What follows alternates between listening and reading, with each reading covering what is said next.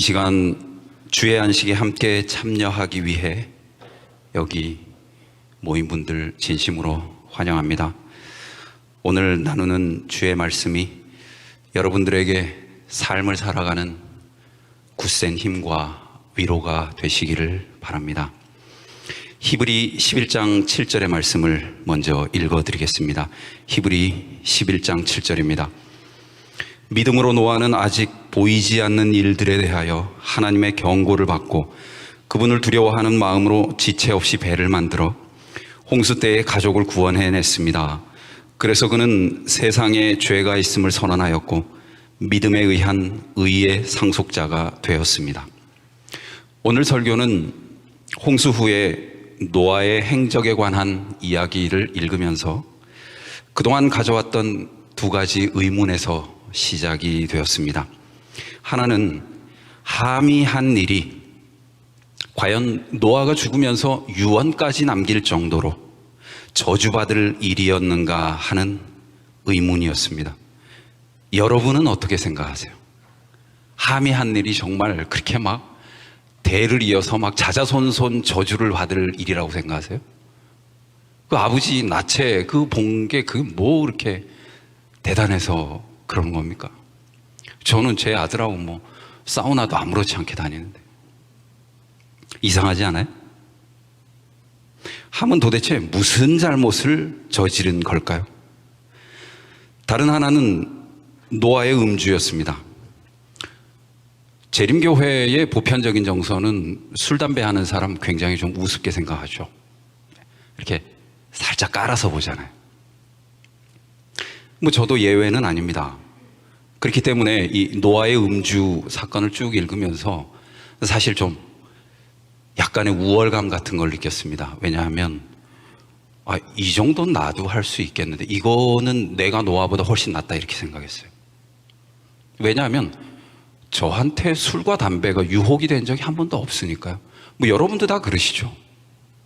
그러신 분 여기 계세요? 없을 겁니다. 그런데 저의 이런 교만한 생각이 조금 바뀌게 된 계기가 있었습니다. 제가 평신도로 교회를 다닐 때 그때 이제 저하고 아주 가깝게 지내던 여집사님 한 분이 이제 자기 남편에 대한 이야기를 해줬어요. 목사님, 이제 최근에 우리 남편이 이제 교회를 나오기 시작했는데 술을 그렇게 못 끊어가지고 자기 고민이라고 막 그러는 거예요. 그래서 이 여집사님이 싱긋이 웃으면서 이렇게 얘기를 했어요. 목사님, 근데요, 우리 남편이 술만 마시면 어떻게 하는지 아세요? 그랬어요. 이분이 이렇게 술이 조금 들어가면 어떻게 했을 것 같으세요? 아주 재미있는 행동을 했더라고요. 하모니카를 싹 꺼내가지고 골방으로 들어간대요. 그래서 거기서 아주 간절하게 찬미가를 부른대요. 술만 마시면.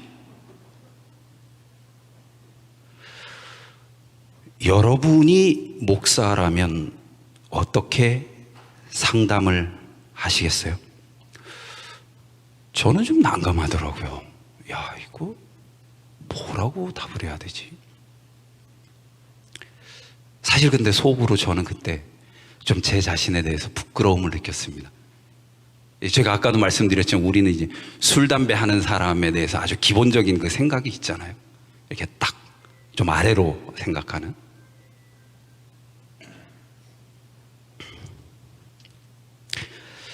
그리고 시간이 좀 흘렀습니다.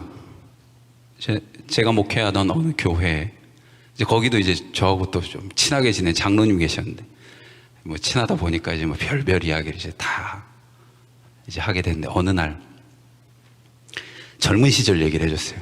자기가 젊은 시절에 술 고래여가지고 일주일에 7일을 이제 새벽까지 술을 마시고 다녔대요. 그 이제 신기하죠. 그런 분이 이제 교회에 와가지고 침례 받는 날 이제 다 그 무슨 술, 담배 다 끊고 뭐 그렇게 하셨다고 하니까 정말 대단하신 분이죠. 근데 이분이 또 이렇게 싱긋이 웃으면서 목사님, 내가 그 재림 교인들 이해가 안 되는 게 몇 가지 있는데, 그 중에 하나가 뭐냐 하면은 사람들이 맨정신으로 교회에서 싸우는 거래요. 그럼 뭐 그런 거 보면 자기 이런 생각이 든다는 거예요. 차라리 술 마시고 풀지. 왜 저렇게 맨정신으로 2년이고 3년이고 그냥 꽁 해가지고. 갑자기 찔리더라고요. 저도 그냥 뭐 누구 미워하면 되게 오래 미워하는 스타일이어가지고.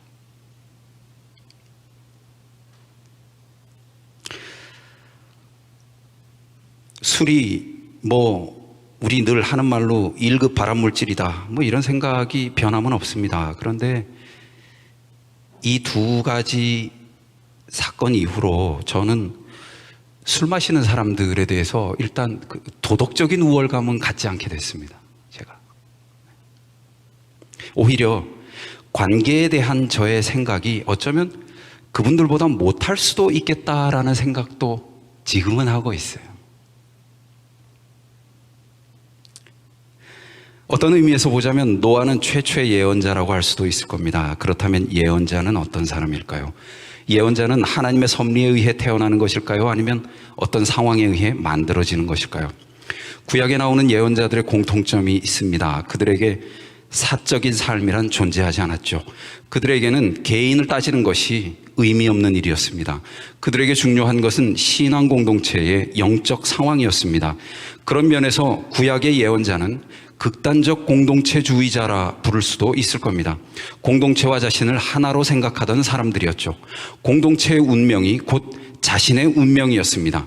그뿐만이 아니죠. 무엇보다도 예언자란 하나님의 마음을 읽어내고 공감하는 사람이라고도 할 수 있을 겁니다. 그러나 하나님의 마음을 읽어낸다는 일이 때론 예언자들에게는 굉장히 불행한 일입니다. 왜 그러냐 하면요, 하나님이 심판의 예언을 주세요. 근데 그게 성취되면 어떻게 됩니까? 물론 예언자에겐 성공이에요. 성공입니다. 근데 그 심판의 예언이 성취되면 어떻게 됩니까? 사람들이 고통을 받아요. 심지어 죽기도 해요. 반대로 예언이 실패하면 어떻게 되나요? 예언자의 경력은 거기서 끝이죠. 그러나 예언자의 실패는 곧 인간의 구원입니다. 이건 뭐죠? 그래서 부조와 선지자 97쪽에 보면 아주 어려운 말이 있어요. 홍수전 사람들이 그 경고를 믿고 그들의 악한 행실을 회개하였더라면 주께서 후세에 니느웨에서 행하신 것처럼 그분의 진노를 돌이키셨을 것이다. 여러분, 하나님이 나에게 예언을 주셨어요. 내가 이 땅을 홍수로 멸하겠다. 그런데 이 사람들이 회개하면 내가 그 예언을 취소하겠다. 그래요. 그러면 여러분, 그 예언 하시겠어요? 사람들을 향해서? 저 같으면 안 해요. 이게 될지 안 될지도 모르는 거. 어떻게 거기다 인생을 겁니까? 예언이 맞으면 인간에게 임한 심판으로 자신의 마음이 고통스럽게 될 것이고, 예언이 틀리면 예언자로서의 자신의 경력은 거기서 끝장나는 겁니다. 그래서 이런 예언은 안 하는 게 좋죠. 그런데 부조와 선지자는 당시에 노아의 마음을 이렇게 말하고 있습니다. 말로 표현할 수 없는 애절한 열망을 가지고 노아는 찾을 수 있는 동안에 피난처를 구하도록 그들에게 간청하였다. 그래서 아이, 노아 정말 대단한 사람이에요. 다가올 하나님의 심판을 어쩔 수 없이 전하지만 그의 마음에는요, 말로 표현할 수 없는 애절한 열망이 있었다는 겁니다. 하나님의 자녀를 향한 뜨거운 애정이 있었던 겁니다.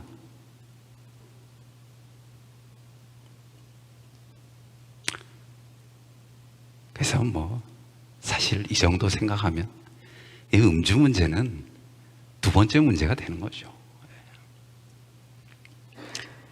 술을 뭐 노아가 마셨네 안 마셨네 하는 게, 그건 아주 부차적인 이야기가 될 겁니다. 그러면 저는요, 방금 읽어드린 이 부조와 선지자의 두 구절을 가지고 지금부터는 가정과 추론에 기반한 질문을 몇 가지 해보려고 합니다.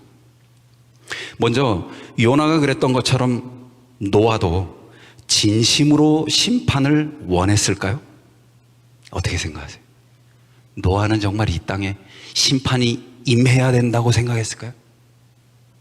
혹시 여러분들이 그게 아니라고 생각을 하신다면, 혹시 노아는 우상숭배하는 이스라엘을 중보한 모세의 마음은 아니었을까요? 그래서 노아가 홍수 후에 술 취한 것은 아니었을까요?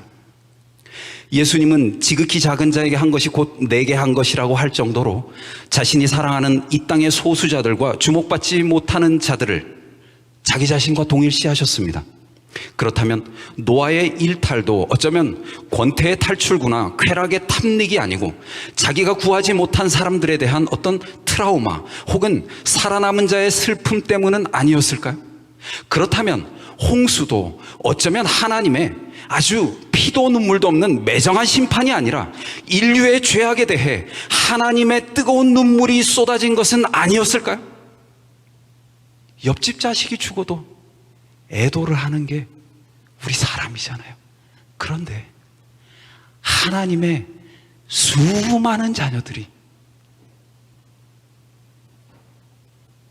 하나님이 제시하는 그 은혜의 복음을 받지 못해서 죽어나가야 하는 겁니다. 그럼 하나님 마음은 어떻겠을까요?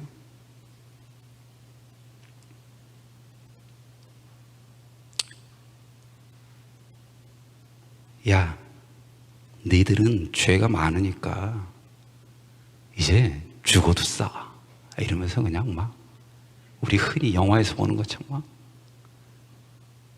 아주 막 분노의 홍수, 천재지변 막 이랬을까요? 제가 믿고 있는 신이 그런 하나님이라면 정말 끔찍할 것 같습니다. 오히려 노아 홍수는 불가피한 심판에 대한 하나님의 뜨거운 눈물이었다고 보는 것이 더 타당하지 않을까요? 그렇다면 그런 맥락에서 함에 대한 아브라함의 저주는 아버지의 치부를 드러낸 것만이 문제는 아니었을 겁니다. 어쩌면 그것은 근본적으로 타인의 고통에 대한 공감 능력이 전혀 없음에도 불구하고 사랑의 하나님을 믿는다고 공언하는 신앙인의 이중성을 질타한 것은 아니었을까요?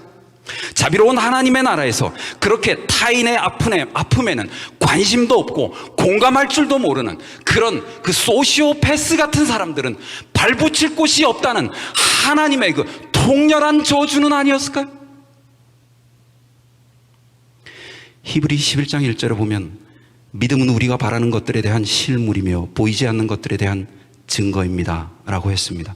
믿음을 허구라고 주장하는 사람들이 있지만 성경에 의하면 믿음이야말로 가상이 아닌 실상을 보는 것입니다.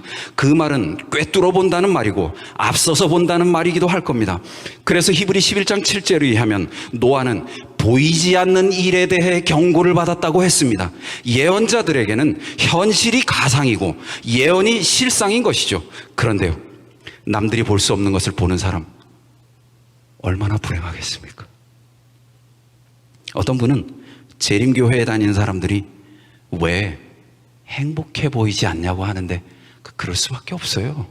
예언에 대해서 그렇게 관심이 많은데 행복하기 쉽지는 않죠. 그게 남들이 못 보는 거, 그것에 관심이 있는데.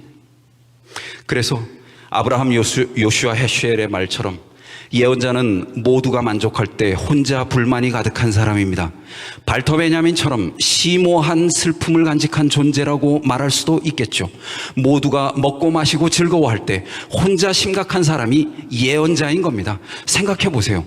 홍수라는 심판을 앞두고 있는 사람에게 그런 즐거움이 어떤 의미가 있겠습니까? 그러므로 예언자란 참으로 두려운 소명입니다.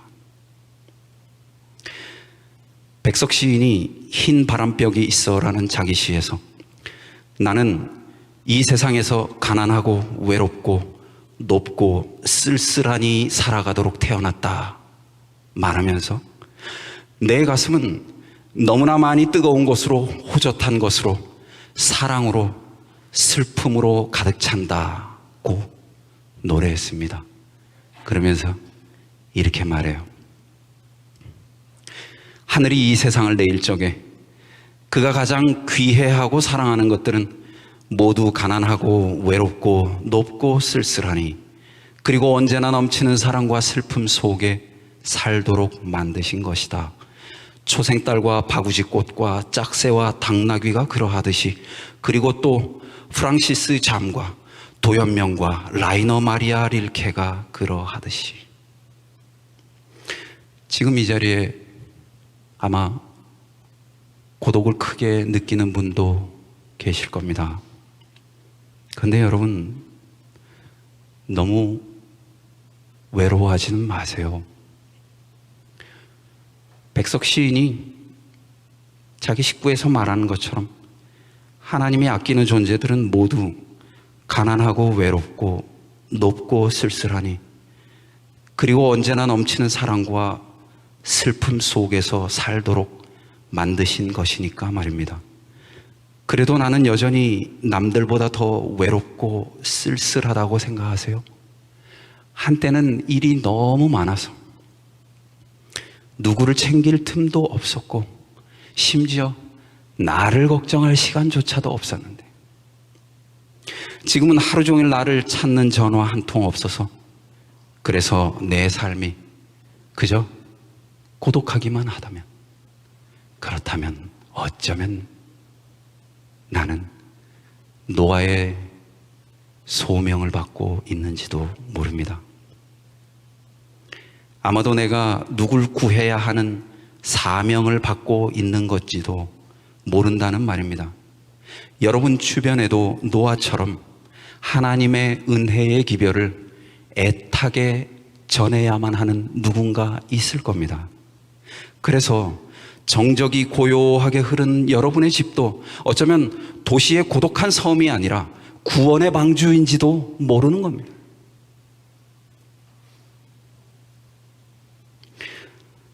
파국을 바라보는 두 관점이 있죠. 그건 인간의 기본적인 욕구를 바라보는 관점과 겹치는 부분이 있습니다.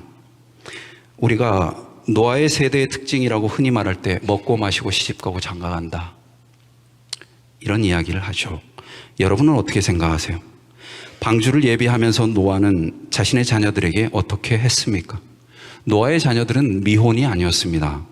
그들은 이제 곧 하나님의 심판이 닥쳐오기 때문에 모든 것이 필요 없다고 말하지도 않았고, 사도 바울처럼 독신주의로 금욕주의로 살아야 한다고 말하지도 않았습니다. 노아의 자녀들 또한 먹고 마시고 시집가고 장가간 사람들이었습니다. 그러나 그들은 살면서 방주를 예비한 사람들이었죠. 그리고 그들은 자신과 자신의 가족의 구원에만 관심을 가진 사람들이 아니었습니다. 넉넉한 구원의 집을 예비한 사람들이었죠. 교회도 마찬가지입니다. 우리 교회는 나와 내 가족만의 공간은 아닌 겁니다. 우리 교회도 구원받지 못한 사람들을 위한 여유롭고 넉넉한 공간이 되어야 하는 겁니다. 이 사람 저 사람, 부자와 가난한 자, 배운 사람과 그렇지 않은 사람, 조금 이상한 사람과 많이 이상한 사람, 장애인과 비장애인, 사람과 짐승 모두가 와서 예수 그리스도의 생수를 마시는 곳이 되어야 하는 거죠. 그래서 여러분, 제가 재미있는 제안 하나 해볼게요. 우리 교회 디자인이 방주잖아요, 방주. 총동원 안식일, 이거 좀 전투적이니까 어느 날은 좀 우리가 반려견 데리고 오는 안식일 이런 거 하면 어떨까, 그런 생각 해봤어요. 우리가 딴 거는 다 이제 문자적으로 해석을 하는데 그거는 문자적으로 해석을 안 하더라고요. 이유가 궁금해졌습니다. 노아처럼 말입니다. 왜냐하면 교회는 구원의 방주고 안식일은 말 못하는 짐승도 축복받는 날이기 때문에 그렇습니다. 예언자의 고민이 깊은 이유는 또 있죠. 사실 노아의 입장에서 구원은 그다지 어려운 것이 아니었습니다. 구원의 조건이 무엇이었습니까? 무엇이었죠? 방주에 타면 되는 거. 근데 그걸 못한 거예요. 그래서요, 제가 하나님이면은 그렇게 방주 크게 안 지을 것 같아요. 그 쓸데없는 짓이에요. 시간 낭비고. 그 시간도 그렇게 길게 안 줘요. 탈 사람 뻔하잖아요. 하나님 다 아시잖아요. 뭐 시간 낭비하고 돈 낭비하고 힘들여가지고 그렇게 방주를 크게 짓습니까? 저 같으면 그렇게 안 해요.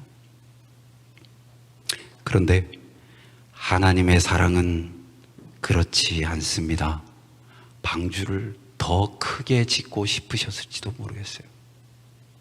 왜냐하면 사랑은 낭비하는 것이기 때문에 그렇습니다. 사랑은 쓸데없는 일을 하는 것이죠. 그런데 바로 그것이 노아에게는 더 큰 트라우마를 남기지 않았을까요? 하나님의 사랑은 그렇게 컸어요. 그리고 그렇게 간단하고 쉬웠어요. 근데 누구만 구원받았어요? 노아하고 자기 식구만 구원받았어요.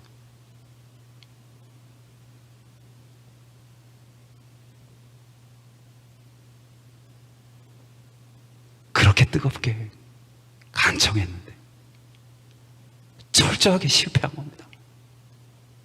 어려운 일도 아니었는데.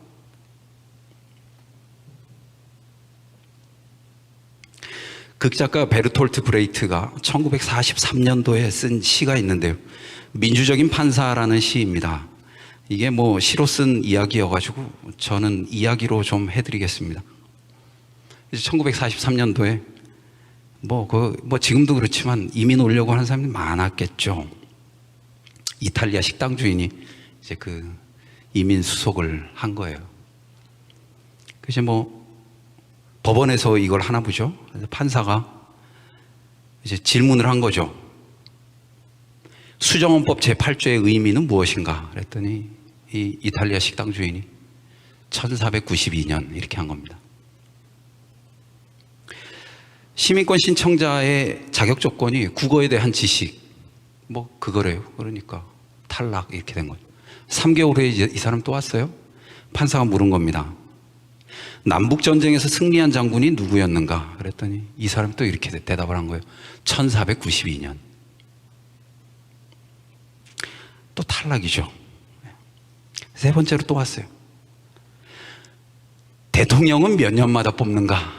이 사람이 뭐 아주 크고 상냥한 목소리로 또 웃으면 1492년입니다. 이렇게 한 거예요. 이제 판사가 이 사람한테 관심이 생겼어요. 그래서 누군가 하고 이제 조회를 해본 거죠. 그랬더니 막노동으로 어렵게 이제 뭐 이렇게 이제 이주 노동자죠. 이제 그렇게 사는 사람인 거예요. 판사의 마음에 든 겁니다. 이 사람이 새로운 언어를 배우기가 쉽지 않겠구나 이렇게 판단을 한 거예요. 이제 네 번째 온 거예요. 판사가 이렇게 질문했습니다. 언제 아메리카가 발견됐습니까? 이 사람이 대답했어요. 1492년. 그래서 판사가 당신은 미국 시민권 획득하였습니다. 이렇게 판결을 했다 그래요. 여러분, 천국 가는 게 쉬울까요? 어려울까요? 대답하기 어려우시다면 하나님은 자비로운 분입니까? 그렇지 않은 분입니까? 그럼 쉽겠죠. 어려울 리가 있겠어요. 그리고 부조와 선지자는 노아의 기별을 가리켜 은혜의 초청이라고 했습니다. 그래서 누구든지 방주에 오르기만 하면 구원을 받을 수 있었던 겁니다. 이렇게 하나님은 언제나 자비롭고 은혜롭고 노하기를 더디하시는 분이었습니다. 그러므로 교회는 이런 하나님의 모습을 닮아야 하는 것이죠. 무엇보다 하나님의 자비가 풍성한 곳이 교회여야 하는 겁니다. 그러면 우리 대학교회 어떤 면에서 여러분에게 자부심 있는 교회입니까? 제 바람은 이겁니다. 우리 대학교회 한국에서 제일 자비로운 교회. 우리 대학교회 한국에서 자비로운 사람들이 가장 많이 모인 교회. 우리 대학교회 한국에서 아니면 전 세계에서 하나님의 자비를 가장 많이 말하는 교회. 그러면 참 좋을 것 같아요.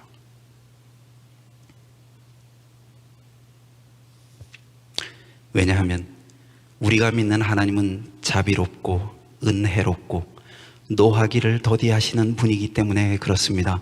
혹시 노아처럼 불가피한 심판을 이 땅을 향해 외칠 수밖에 없다 해도 예수 천당 불신지옥처럼 아주 무미건조하게 말할 것이 아니라 그 속에서도 따뜻한 하나님의 초청이 느껴져야 한다는 것이죠. 타락 이후에 말을 절대 안 듣는 아이들이 싹 죽었어요. 이제 살아남은 자녀들 뭔가 좀 가능성이 보여요. 근데 그래도 얘네들도 좀 긴장을 하는 것이 필요하지 않겠어요? 저 같으면 한 번 더 겁을 줄 것 같아요. 근데 하나님은 이 사람들 앞에서 이렇게 하는 겁니다. 부조와 선지자입니다. 구름이 모여들고 비가 내릴 때 또 다른 홍수가 내리지 않을까 하는 끊임없는 공포에 쌓이지 않도록 주께서는 노아의 가족들에게 한 약속을 하심으로 그들에게 용기를 주셨다. 내가 너희와 언약을 세우리니 땅을 침몰할 홍수가 다시 있지 아니하리라. 내가 내 무지개를 구름 속에 두었나니 이것이 나의 세상과의 언약의 증거니라. 내가 구름으로 땅을 덮을 때 무지개가 구름 속에 나타나면 내가 보고 나 하나님과 모든 생물 사이에 된 영원한 언약을 기억하리라. 이리하여 이것은 대대로 사람에 대한 하나님의 사랑을 증거하고 하나님께 대한 그들의 신뢰를 굳게 할 것이었다. 에스겔 선지자는 그 사면 광채의 모양은 비 오는 날 구름에 있는 무지개 같으니 이는 여호와의 영광의 형상의 모양이라 말한다. 계시자 요한은 보라 하늘에 보좌를 베풀었고 그 보좌 위에 앉으신 이가 있는데 또 무지개가 있어 보좌에 둘렸는데 그 모양이 녹보석 같더라고 선언하였다.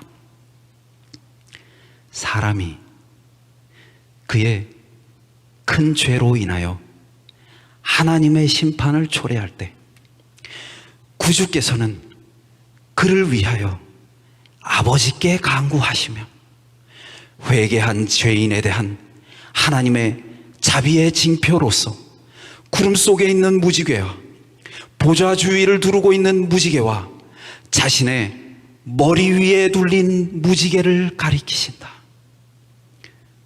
부조와 선지자 106, 107쪽에 있는 말씀입니다. 한 번 더 읽어드리겠습니다. 사람이 그의 큰 죄로 인하여 하나님의 심판을 초래할 때 구주께서는 그를 위하여 아버지께 간구하시며 회개한 죄인에 대한 하나님의 자비의 징표로서 구름 속에 있는 무지개와 보좌 주위를 두르고 있는 무지개와 자신의 머리 위에 둘린 무지개를 가리키신다. 그러므로 여러분, 여러분의 삶에 폭풍우가 내릴 때 정말 이제는 아주 절망적이라고 생각될 때 꼭 기억해 주십시오. 하나님의 보좌 주변을 두르고 있는 무지개를 말입니다.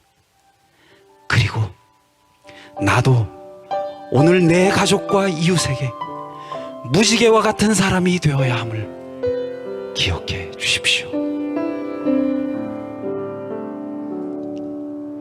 이곳에 임하신 하나님 나라 가난한 마음으로 바라보리라.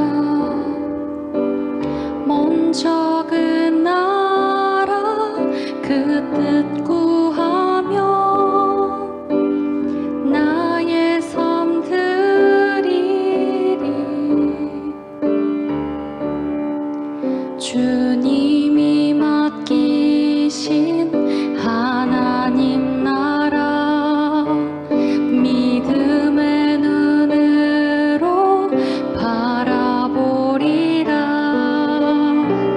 하늘의 뜻이 이 땅 가운데 완성될 그날까지 믿음으로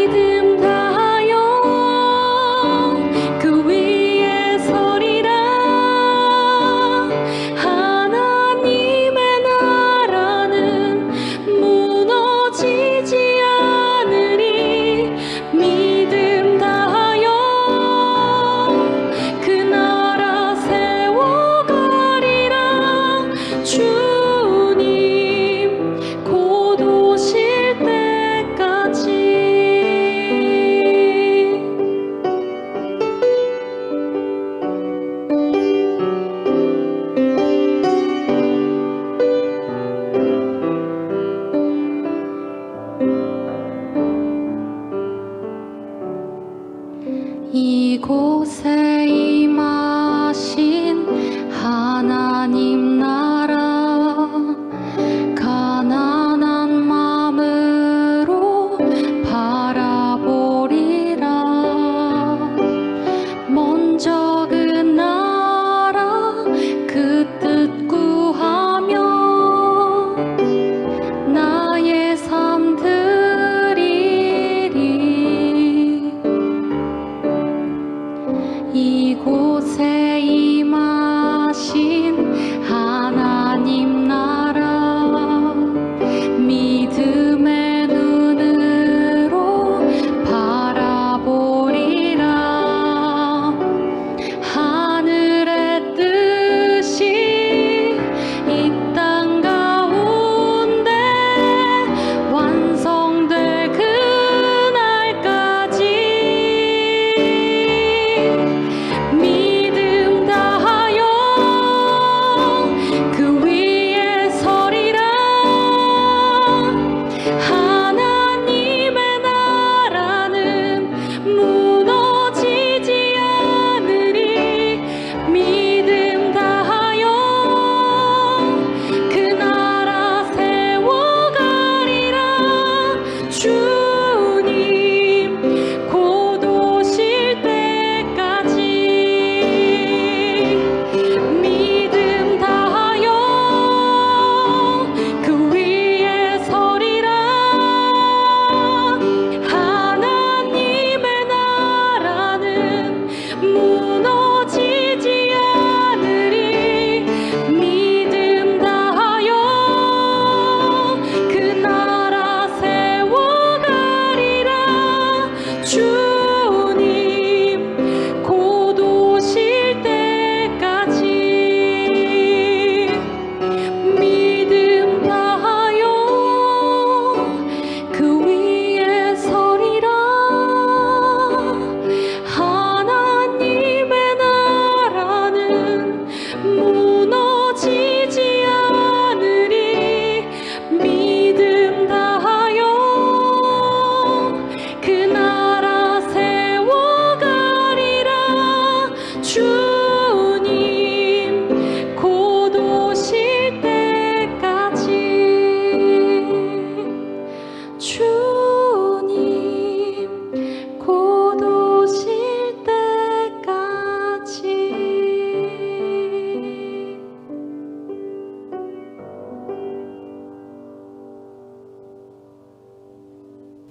사람이 그의 큰 죄로 인하여 하나님의 심판을 초래할 때 구주께서는 그를 위하여 아버지께 간구하시며 회개한 죄인에 대한 하나님의 자비의 징표로서 구름 속에 있는 무지개와 보좌 주위를 두르고 있는 무지개와 자신의 머리 위에 둘린 무지개를 가리키신다. 아버지 하나님, 약속의 말씀 주셔서 감사합니다. 오늘 이 좋은 안식일에 이 약속의 말씀을 저희가 믿음으로 받아들일 수 있도록 도와주십시오. 그리고 사는 날까지 이 약속을 전하는 우리 모두가 될 수 있도록 도와주시기를 예수 그리스도 이름으로 기도드립니다. 아멘.